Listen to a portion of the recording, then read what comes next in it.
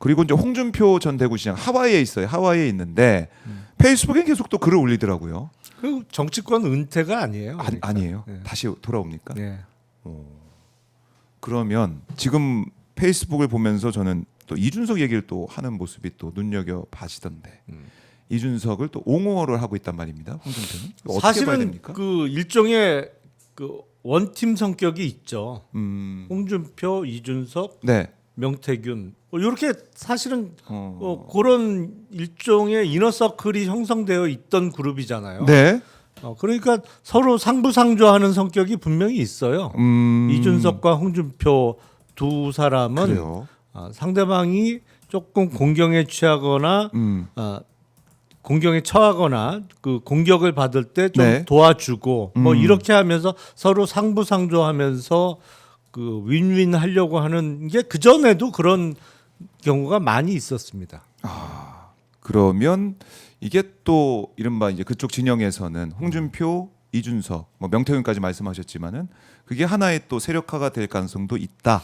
그러니까 명태균, 홍준표는 지금은 멀어졌지만 예. 그 전에는 상당히 가까웠던 사이고, 음. 그리고 명태균, 이준석은 뭐 더 가까웠던 사이고, 네. 그래서 연결점이 있었죠. 음. 근데 그런 과정에서 홍준표, 이준석은 서로의 필요가 있거든요. 음. 그러니까 홍준표 시장도 사실은 당내의 기반이 탄탄하지는 않잖아요. 네. 그러니까 젊은 사람으로 자기하고 완전히 세대가 한 세대 이상 차이가 나는 이준석 의원과 손잡고 자신의 정치적 어떤 기반을 좀 도모하려는 의도가 있는 것이고 지금 네. 홍준표 전 시장이 대선 경선에서 패배하면서 정계 은퇴를 선언했습니다만 네. 진짜로 은퇴할 생각은 전혀 없어 보여요. 근데 복귀를 하려면 명분이 있어야 되고 두 번째는 어느 정도의 환경이 조성되어야 하잖아요. 네. 근데 그 환경 조성을 어떻게 마련할 거냐. 근데 만약에 국민의힘과 개혁신당이 합쳐지는 상황이 만들어지면 이게 이제 어쨌든 그 야권 내에는 지각 변동이 생기는 거잖아요. 그렇죠. 그 틈을 노려서 그 은근슬쩍 복귀할 수도 있는 거고. 예. 그래요. 하와이에서 지금 호시탐탐 또 노리고 있다. 네. 홍준표 입장에서 노리고 있다라는 겁니다. 자, 저희가 보수 쪽 얘기를 좀 더 하고 이재명 대통령 시대 얘기를 이어서 해 보도록 하겠습니다. 나온 김에 이준석 8%대 득표 네. 좀 어떻게 많이 나온 겁니까? 어떻습니까? 그래서 실력에 비해서는 많이 나온 거죠.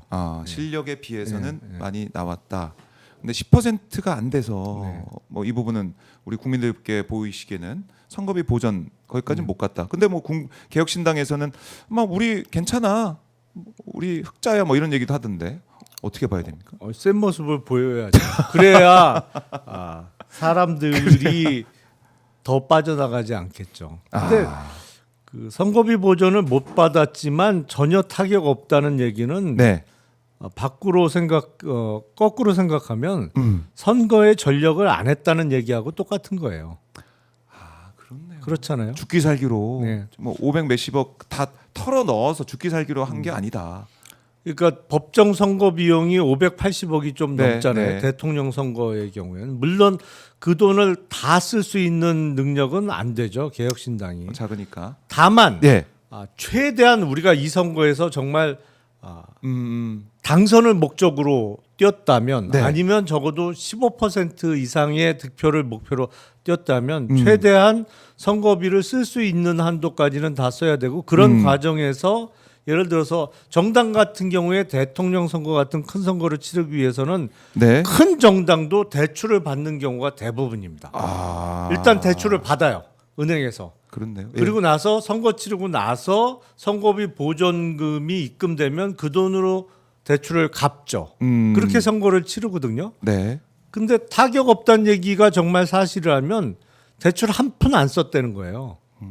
그 얘기는 뭐냐면 안 될 거 알고 우리도 뭐 전력을 다하지 않았다는 얘기를 저렇게 자랑스럽게 하고 있는 겁니다. 그렇네. 그렇게 뒤집어서 볼 수도 네. 있겠네요.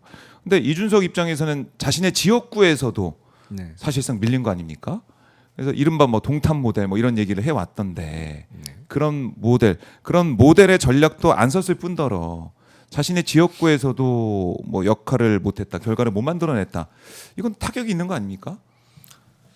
아니 동탄에 계신 유권자 분들도 글쎄 이준석 국회의원 정도는 한 명 국회에 들어가도 괜찮겠다라고 판단을 많은 분들이 하셨습니다만 내가 이준석 대통령 시대에 살고 싶어라는 생각을 하는 분이 몇 퍼센트나 있었겠어요.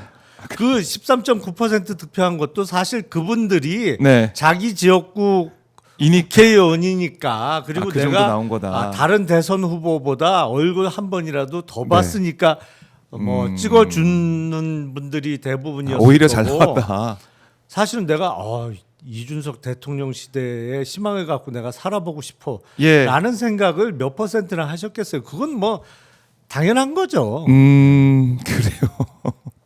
그러니까 이준석 후보 뭐 입장에서는 사실 토론에서 네. 뭐 우리 국민들이 귀를 의심케 하는 그런 발언, 뭐 그 이후에 보였던 뭐 태도 이런 것들 때문에 많은 또 비판을 그렇죠. 받았고, 네.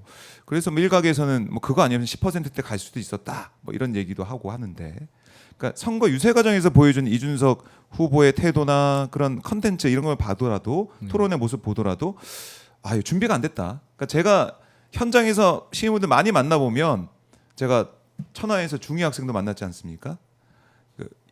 이른바 이제 싸가지가 없다는 이런 얘기가 중위 학생이 할 정도니까 중위 학생이 그 정도 얘기를 할 정도니까 아니 멀쩡한 중학교 2학년 학생이 예. 보기에는 네.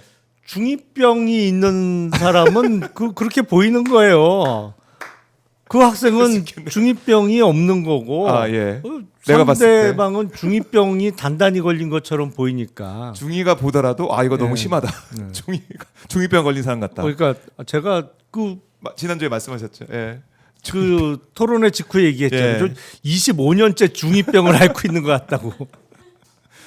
그러니까 그렇게 우리 유권자들이 판단을 했기 때문에 뭐 8% 오히려 더 많이 나온 그런 측면이 있을. 많이 네. 잘 받았어요. 잘 받았다는 얘기가 나올 정도로 어쨌든 국민의 심판을 일단은 받았는데 명태균이 또 페이스북에 글 남긴 거 보니까 이준석에게 차기 당대표 하면서 국민의힘 차기 당대표 물음표 찍으면서 이 대통령 후보 선출 경선에 참여했던 인물들은 당과 당원들을 위해 불출마하다 뭐 이런 얘기도 썼었고 국민의힘 뭐 사정에 대해서도 페이스북에 글을 남겼고 이준석에게 대선 출마는 하고 물음표 찍으면서 단일화해도 안 해도 5년 10년 고난의 길이다. 그게 청년 정치의 현실이다.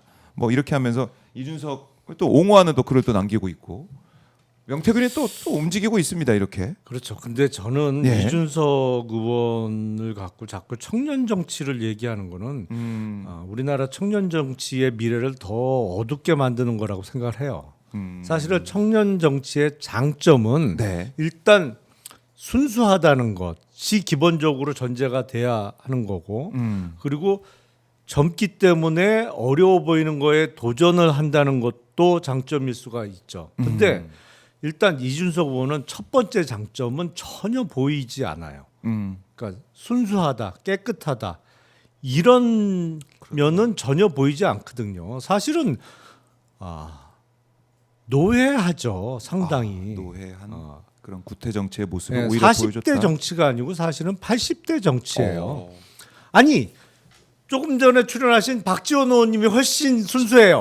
제가 보기엔 진짜로. 그렇네요. 박지원 청년이 훨씬 순수해. 지금 상태에서 비교해도. 예. 그렇네요. 근데 명태균 언급했지만 명태균이 지금 국민의힘 상황 아니야 이런 얘기가 나올 정도로 참 어이없는 상황인데 또 이준석을 옹호하는 이런 모습. 이준석 입장에서는 청년 정치라는 어떻게 보면 그동안 계속 밀고 나왔다는 걸 완전히 다 까먹는 그런 대선도 됐고. 이번에 대선 캠페인을 잘못했어요. 그러니까 이번엔 누가 봐도 안 되는 게임이죠. 근데 네. 그렇다면 미래의 어떤 발전 가능성을 보여주면서 네. 본인의 어떤 정치적인 그 계획 같은 걸 밝혔어야 되는데 이거 보세요. 외교안보 뭐 전혀 깡통이라는 게 드러났어요. 그렇죠. 그 많은 부분에 구멍이 뻥뻥 뚫린 거예요. 사실은 웬만한 국회의원 아닌 40살 중에 좀 지식이 네. 많이 쌓여 있거나 사회생활을 제대로 한 사람이면 그보다 훨씬 토론 잘합니다. 사실은. 그리고 아주 안 좋은 모습만 많이 보였어요. 막판 3차 토론 때는 뭐 거의 막장을 보여줬고 조급한 모습. 그러면 미래의 어떤 발전 가능성을 그 보여주면서 선거 캠페인을 마쳤어야 되는데 거꾸로 했단 말이에요. 끝까지 공격적으로. 네, 캠페인을 완전히 잘못했어요. 아, 그래요. 이준석 미래가 어떻게 될지 뭐 지켜봐야겠지만 어쨌든 밝아 보이지 않는다 이렇게 뭐 정리를 해보고